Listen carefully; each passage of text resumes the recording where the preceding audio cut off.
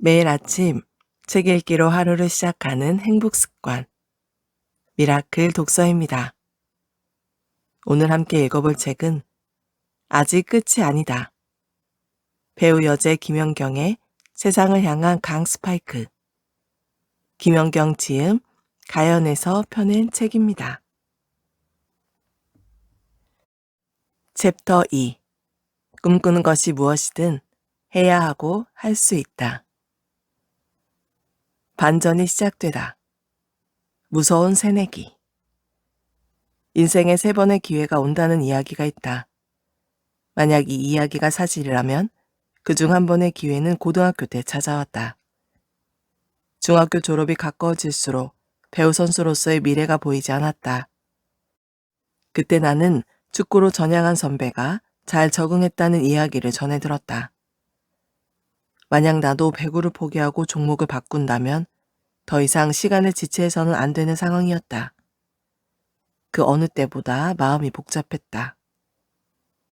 고심 끝에 끝까지 배구를 해보기로 결정하고 고등학교에 진학했다.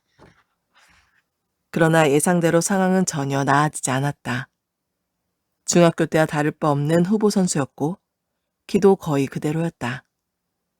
고등학교에 진학하고서도 잘못된 선택을 한 것은 아니었는지 한동안 괴로운 날들을 보냈다. 반전은 고2에 올라가면서 시작되었다. 키가 좀 자라는가 싶더니 그야말로 쑥쑥 크기 시작했다. 어느 정도였냐면 고1 때 키가 171cm로 같은 학년 선수 중에 가장 작았는데 1년 사이에 183cm까지 무려 11cm가 큰 것이다. 게다가 거기서 멈추지 않고 그 이후로 현재 킨 192cm까지 자랐으니 나로서도 예상하지 못한 놀라운 일이었다. 신장이 좋아지면서 그동안 갈고 닦은 기본기가 빛을 발하기 시작했다. 보통 어릴 때부터 신장이 큰 선수들은 공격 위주로 훈련을 해서 수비에 약하다. 그리고 긴 팔다리의 움직임에 익숙해져 움직이는 속도도 빠르지 않은 편이다. 그러나 나는 그동안 작은 키에 맞춰 수비를 강화하고 속도를 높여왔으니 제격 조건이 좋은 선수가 가진 약점을 의도치 않게 수년 동안 보완해온 것이나 다름없었다.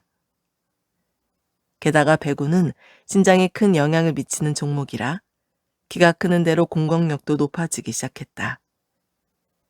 나는 타격 높이가 월등한 공격수로 떠올랐고 안정적인 수비와 조화를 이루면서 단숨에 주목을 받았다. 반응은 즉각적으로 나타났다. 청소년 국가대표로 발탁되어 태극마크를 달고 경기를 뛰게 된 것이다. 가슴에 태극기를 달고 코트 위에 서는 것은 배구를 선택한 그 순간부터 꿈꾸던 일이었다. 상상만 해도 가슴이 벅차고 떨리는 일. 나에게 국가대표 선수란 그런 것이었다. 나는 함께 태극마크를 단 친구와 기쁨에 겨워 어쩔 줄을 몰랐다. 승패를 떠나 국가대표 자격을 얻었다는 그 자체만으로도 나에게는 어릴 적 꿈을 이룬 것이나 다름없었다. 게다가 나는 경기 내내 코트 위를 마음껏 뛰어다닐 수 있다는 사실이 기뻐서 가슴이 터질 것 같았다. 머릿속으로만 그려왔던 모든 플레이를 해보고 싶었고 이제까지 차근차근 다져온 실력을 모두에게 보여주고 싶었다. 나는 마치 한풀이를 하듯이 코트를 누비기 시작했다. 17세, 그녀 손에 코트가 춤춘다. 무서운 새내기 김연경 전성시대. 언론에서는 내 활약을 두고 무서운 신인으로 꼽으며 기사를 내기 시작했다. 불과 1년 전만 해도 상상할 수 없던 일이다. 나는 그 누구도 주목하지 않았던 선수였다. 같은 학년 선수가 우수선수로 뽑혀 상을 받으러 갈 때도 주전자를 들고 체육관을 서성거렸던 나였다. 그때 나의 바람은 오직 네모난 선 안으로 들어가는 것뿐이었다. 그런데 이제는 그 꿈이 이루어지다 못해 순풍의 돛담배처럼 빠른 속도로 나아가고 있었다. 물론 모든 상황이 좋았던 것은 아니다. 나를 보는 시선에는 우려 섞인 목소리도 있었다.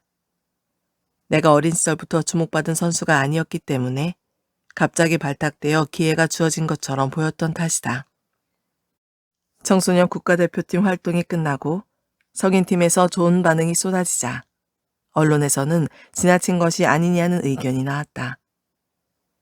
청소년 대회와 성인 대회는 차이가 있는데 곧바로 프로팀 주전으로 기용한다면 무리가 있지 않겠냐는 이야기였다. 가족들은 혹시 내가 그런 여론을 의식하며 신경을 쓰고 있을까봐 위로가 섞인 응원을 해주었다.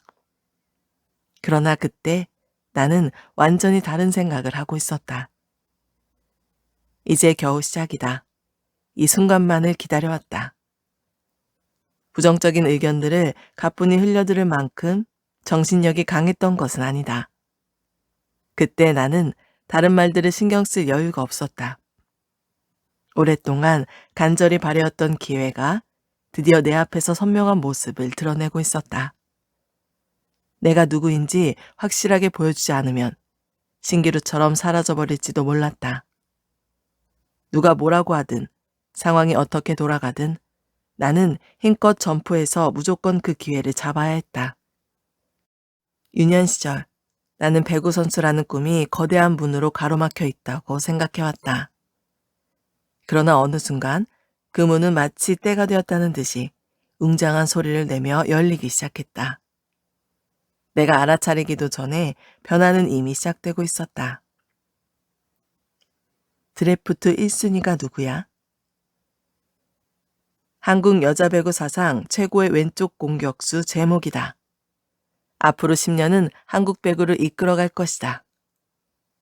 일부 언론의 우려에도 현대건설 류화석 감독님과 흥국생명 황현주 감독님은 나를 두고 이런 평가를 해주었다.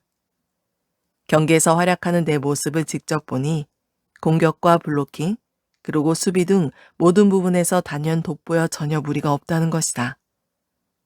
분위기가 점점 심상치 않게 돌아가고 있었다. 나는 프로에 입단할 수 있겠다는 확신이 있긴 했지만 그저 좋은 순위 안에 들면 기쁘겠다고 생각하고 있었다. 너무 오랜 시간을 조용히 지내왔는데 변화는 너무 빠르게 일어나고 있어서 체감하기 어려웠던 탓이다. 성인팀에 입단하면 프로 선수가 되는 것이고 그러면 엄마와의 약속을 이룰 수 있다는 사실만으로 기뻤다.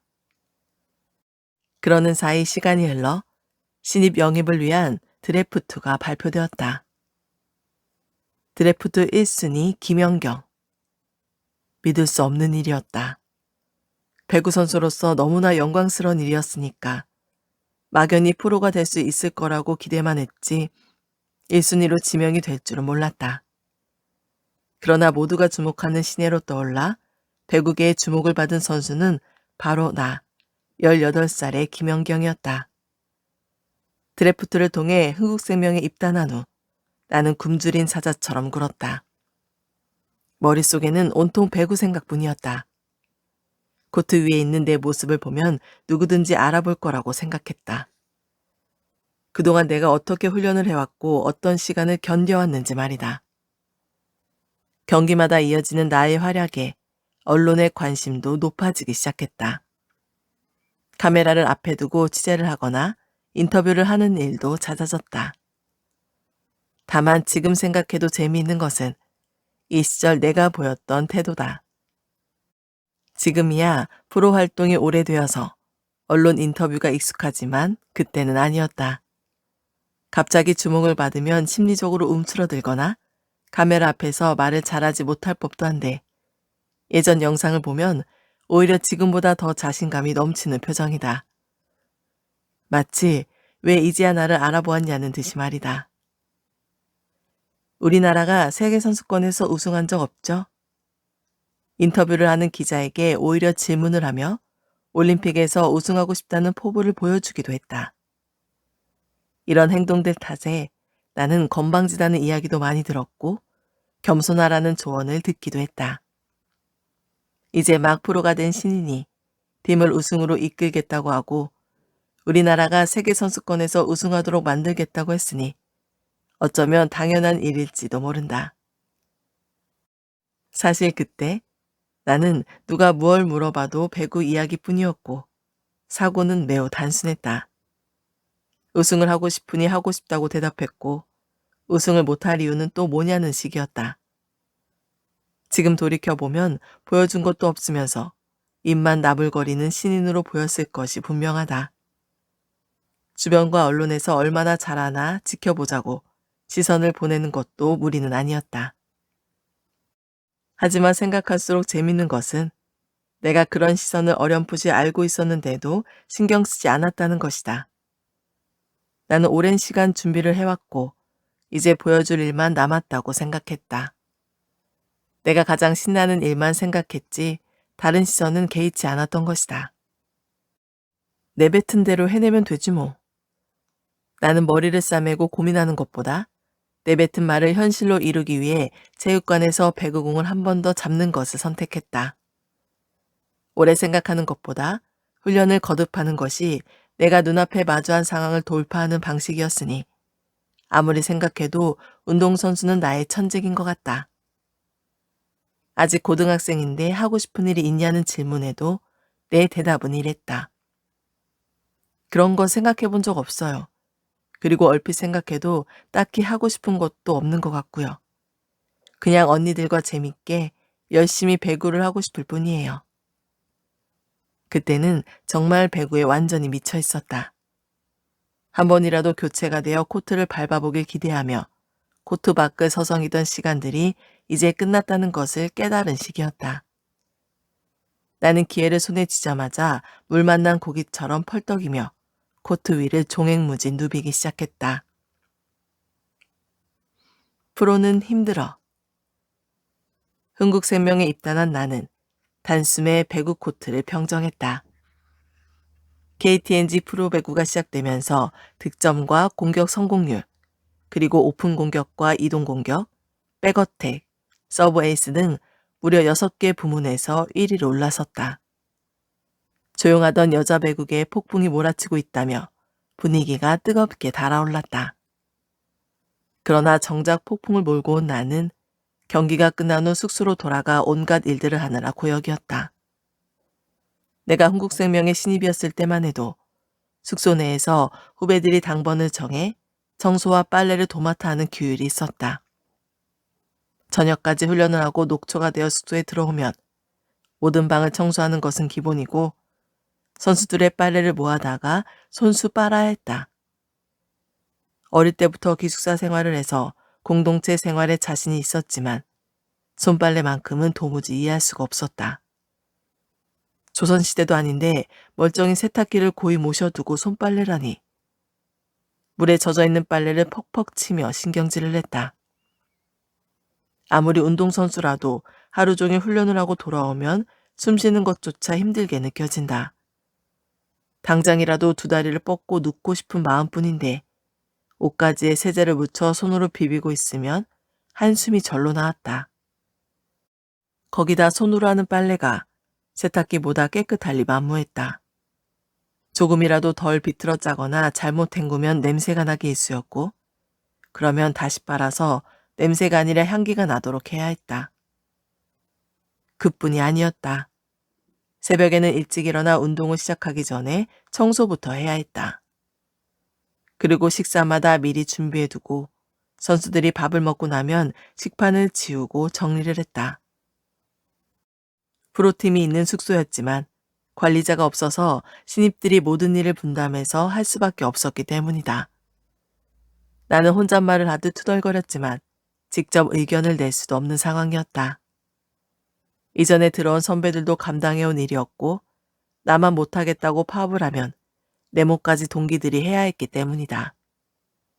다행히 몇 년 후에 그런 규율은 없어졌지만 프로에 대한 기대를 한가득 가지고 입단한 나에게는 기쁨을 누릴 여유도 없을 만큼 힘든 규율이었다. 세탁기를 옆에 두고 모든 빨래를 모아 손으로 비비고 있던 순간은 지금 떠올려도 진절머리 나는 기억이다. 약점을 장점으로, 장점이 강점으로. 수비가 뛰어난 공격수. 모두가 인정하는 나의 강점이 처음부터 내 목표였던 건 아니다. 나는 그저 내가 할 수 있는 것에 최선을 다했을 뿐이었다. 예전에 나는 내가 주전이 되지 못하는 이유가 경기에 기용할 만한 뛰어난 장점이 없어서라고 판단했다. 그래서 기본에 충실했고 무작정 배구공을 옆구리에 끼고 먹고 잘 정도로 훈련을 했다. 당시의 목표라면 팀의 살림꾼 노릇을 하는 선수가 되자는 것이었고 노력으로 발전시킬 수 있었던 수비에 집중했었다. 돌아보면 그동안 나는 매 순간 내가 할 수 없는 것에 절망하기보다 할 수 있는 것만 생각하며 노력해왔다. 그러다 어느 순간 정말 감사하게도 키가 자라면서 내 약점이었던 신장이 장점으로 변했고 수비와 공격력을 모두 갖춘 선수가 되었다. 만약 내가 유년 시절 키가 작다고 노력을 게을리했다면 어땠을까? 배구 선수로서 신장은 정말 중요하지만 키가 크다고 해서 갑자기 실력이 일취월장하는 것은 아니다. 내 경우에는 평소 다져놓은 기본기가 있었고 나만의 무기를 만들고자 훈련해 왔기 때문에 신체 조건이 좋아지면서 장점이 강점으로 빛을 발하게 된 것이다. 무엇보다 내가 그동안 노력해오지 않았다면 내게 주어진 기회들을 어쩌다 주어진 운이라고 생각하며 두려워했을지도 모른다. 그러나 쉬는 시간이나 주말에도 노력하며 작은 기회라도 잡으려고 간절히 바라왔기에 기회가 왔을 때 나는 받을 자격이 있다는 자신감으로 당당할 수 있었다. 그리고 그 자신감 덕분에 마음껏 실력 발휘를 하며 경기에서 활약할 수 있었다. 다른 사람에 비해 나 자신이 초라해 보일 때가 있다. 나 또한 동료 배구 선수가 나보다 훨씬 뛰어난 체격 조건을 가지고 좋은 기술을 보이거나 타고난 운경신경으로 감각적인 공격을 하는 모습을 보면 의기소침할 때도 있었다. 꿈을 쫓아가다 보면 환경이든 재능이든 걸림돌이 생기고 발이 걸려 넘어져 멈추는 순간이 온다. 그럴 때는 마음의 통증이 일면서 이 길을 계속 걸어가야 할 것인지 깊은 고민에 빠진다. 그러나 그런 순간이 나에게만 오는 것은 아니다. 사람은 누구나 장점이 있고 단점이 있다. 물론 그 비중의 차이가 크거나 선천적으로 타고난 장점이 큰 경우가 있다. 그러나 정말 중요한 것은 내가 어느 쪽에 비중을 두느냐는 것이다. 아무리 작은 장점이라도 자신이 그쪽에 무게중심을 두고 키워나가면 단점을 돌파할 수 있고 단점을 크게 여기고 무게중심을 둔다면 많은 장점에도 포기하게 될 수도 있다. 그러니 아무리 고민을 하고 넘어져 봐도 단념이 안 될 만큼 가슴이 뛰는 꿈이 있다면 장점에 무게추를 올려야 한다. 내가 키가 작아서 수비에 장점이 있다고 생각했던 것처럼 말이다.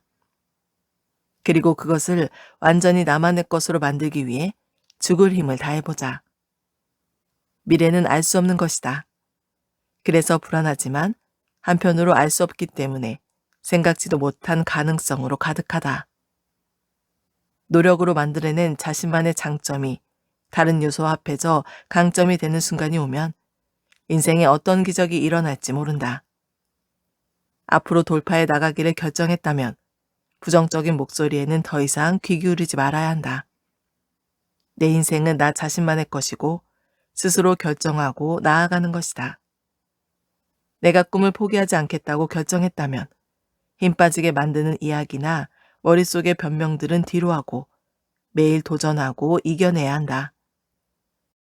그러면 어느 순간 막연히 머릿속에만 그리던 꿈이 현실로 다가올 것이다. 나는 누구고 여긴 어디인가. 슈퍼 루키 등장. 2006년 4월 2일 우승을 결정하는 마지막 경기가 열리는 날. 유관순 체육관안은 긴장감으로 가득했다. 그도 그럴 것이 우리 팀인 흥국생명이 전날 열린 경기를 승리로 이끌어 상대팀인 한국도로공사와 2승 2패인 상황이었기 때문이다. 마지막 남은 경기를 이기는 팀이 우승을 거머쥐게 될 터였다. 상황은 시작부터 만만치 않았다. 서로 우승컵을 바로 코앞에 두고 있었기 때문에 불꽃 튀는 경기가 이어졌다. 경기가 시작되고 전력을 다했지만 상대팀 공격에 밀리며 첫 세트를 내주고 말았다. 여기까지 어떻게 왔는데 이대로 우승을 내줄 수는 없지. 두 번째 세트가 시작되면서 나는 우승에 대한 열망으로 가득했다. 프로팀에 데뷔해 처음으로 노리는 리그 우승이었다. 그토록 간절히 바라는 것이 금방이라도 손에 잡힐 듯이 코앞에 있는 상황이었다.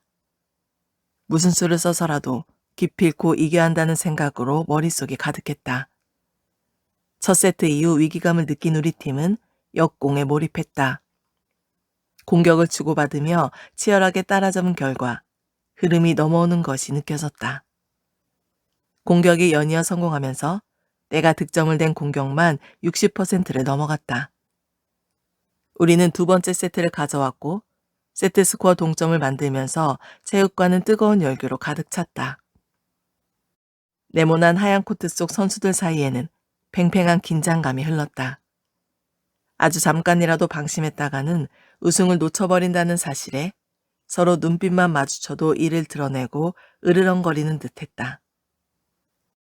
경기가 이어지면서 숨을 고를 새도 없이 공격을 주고받았고 불꽃 튀는 접전이 이어졌다.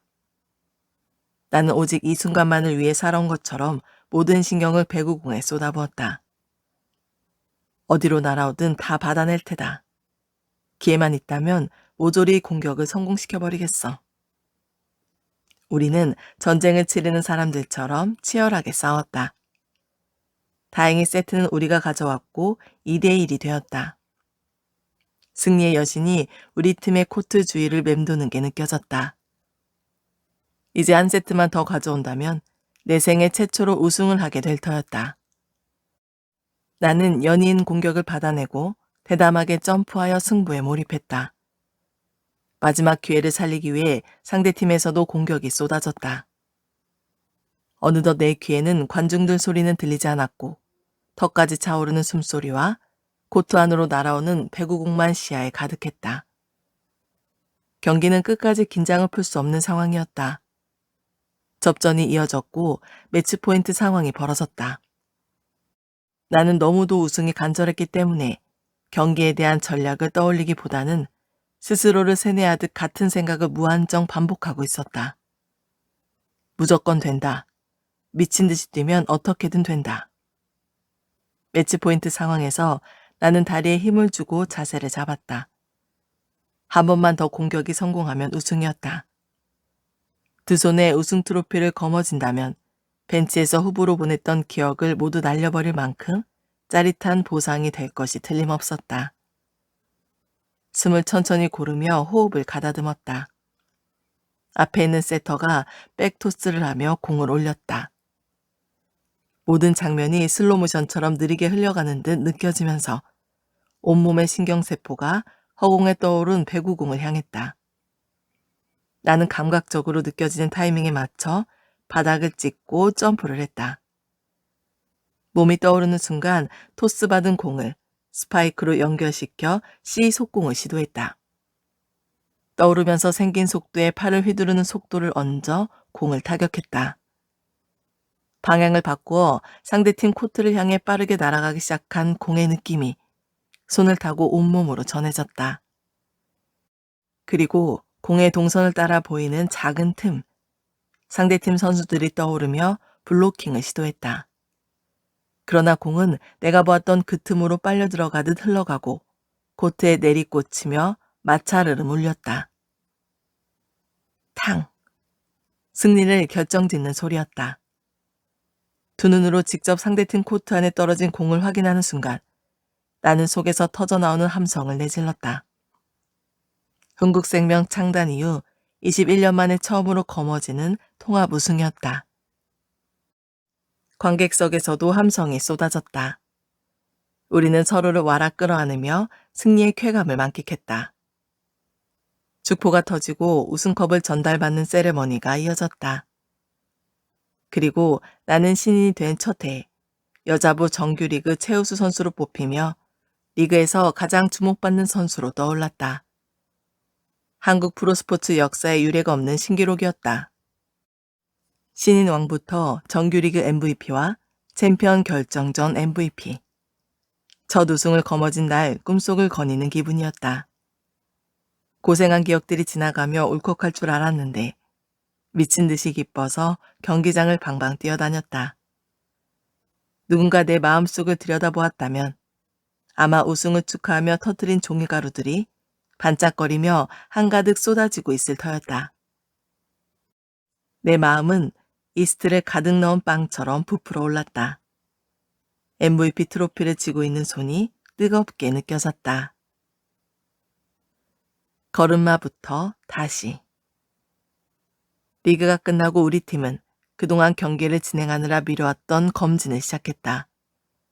통증을 느꼈던 부위라든가 불편하게 느껴졌던 부분을 이야기하며 자세한 검사를 했다. 의사와 상담을 하면서 나는 점프를 하고 움직일 때마다 오른쪽 무릎에 통증이 느껴진다고 이야기했다. 정확히 인지할 수 없지만 특정 각도로 무릎을 쓸 때마다 전해지는 불쾌한 기분.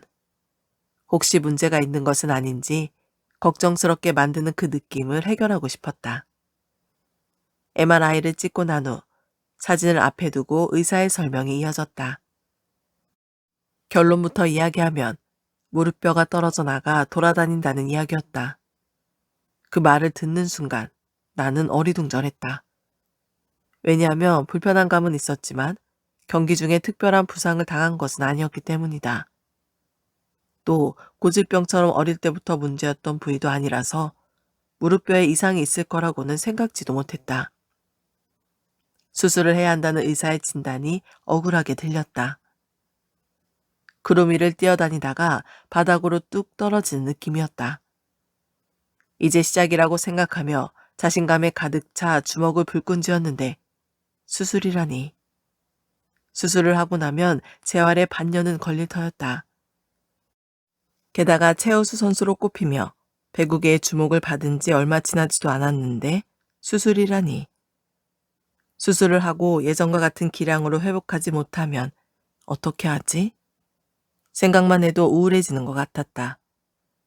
수술을 하고 나서도 이전처럼 무릎이 움직여줄까? 불안한 생각들이 머릿속을 헤집고 다녔다. 흥국생명 최초의 통합 우승. 이제 막 데뷔한 신인의 MVP 수상. 부상만 아니었다면 분명 입가에 미소를 흘리며 기사를 보고 있었을 텐데 그동안 나를 응원해준 가족과 친구들과 함께 고생을 보상하듯 맛있는 것을 먹으며 이 순간을 누리고 있었을 텐데 더 이상 이런 기사들이 하나도 기쁘지 않았다. 현실은 더 이상 시간을 지체하지 않기 위해서라도 빨리 수술을 해야 하는 상황이었다. 수술 당일 나는 엄마의 걱정스러운 얼굴을 뒤로하고 수술대에 올랐다. 그때 내 키는 190cm를 넘기고 있었다. 그런데 척추 마취를 하기 위해서 주사가 잘 들어가도록 두 무릎을 잡고 웅크리고 있으려니 한없이 초라해지는 기분이었다.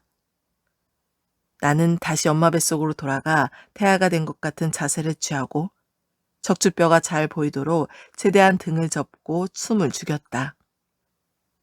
주사 바늘을 기다리는 동안 코트 위를 날아다니며 스파이크를 날리던 일들이 꿈처럼 아득하게 느껴졌다. 제발 이전과 기량이 다름없기를. 수술대에 올랐던 18살 나의 바람은 다시 코트 위를 뛰어다니는 것뿐이었다. 나도 왕년에는. 첫 수술이 끝나고 무릎에는 감각이 없었다. 병실에 누워 치료하도록 하얀 천장을 바라보았다. 하루가 1년처럼 느껴질 만큼 시간이 느리게 흘러갔다.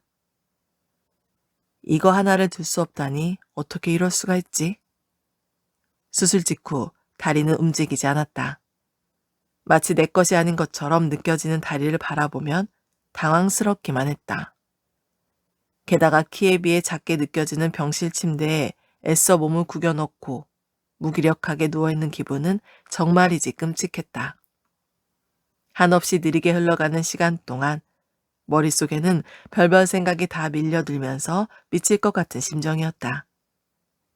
이제와 생각해보면 그때 나는 배구를 시작한 이후 처음으로 오랫동안 아무것도 하지 않는 시간을 보냈다.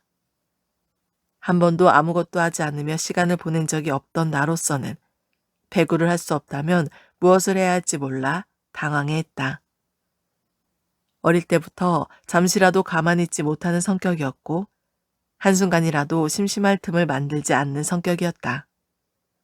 친구가 옆에 있다면 함께 뛰어놀았고 혼자 있으면 공을 가지고 놀았다.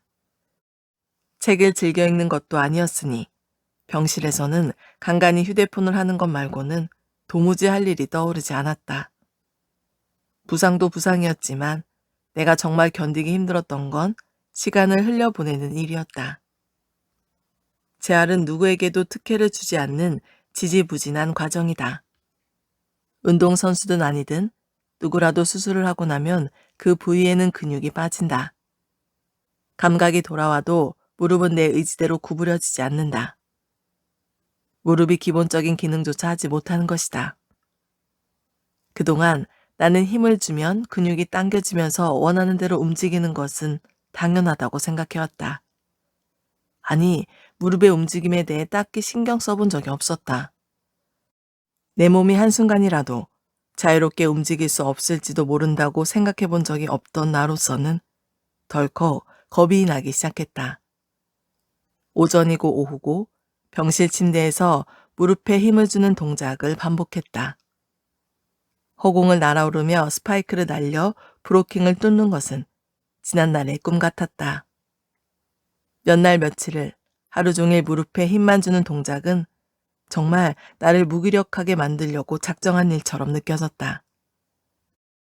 정적이 흐르는 병실에는 기본기가 튼튼하며 신장 조건이 좋고 이를 바탕으로 뛰어난 기량을 선보였던 슈퍼루키 김연경이 아닌 언제 걸을 수 있을지 몰라 한숨을 푹푹 내쉬며 어색한 다리를 매만지는 환자만 있었다.